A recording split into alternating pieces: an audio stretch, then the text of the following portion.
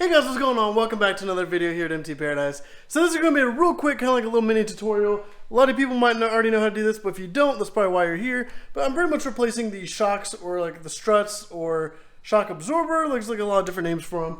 But it's pretty much these little things that hold up the front hood. The front and back both have them.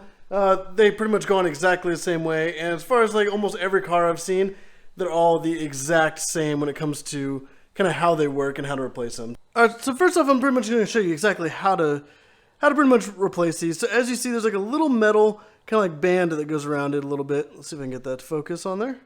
There we go. And then right here, there's actually like a little groove. Take a screwdriver, you can raise up that little band, or you take it from the other side as well. So once you raise that up a little bit, it'll kind of like, it'll separate a little bit. I don't know if you can kind of see that there.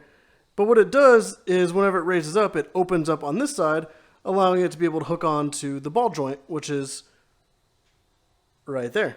Alright, so what I'm going to do is I'm pretty much just going to try to hold the hood up with my shoulder, because as soon as I pop this off, it will pretty much drop down. So I'm just going to, see, get back behind this, move that out. Once you do that, it pops right off. Super easy. Now I'm just do the same thing down here for the bottom. Alright, so I'm going to do the same thing as the other side. I'm just going to come up here, I'm going to hold the hood up with my shoulder. I'm just going to take this little ring, move it back,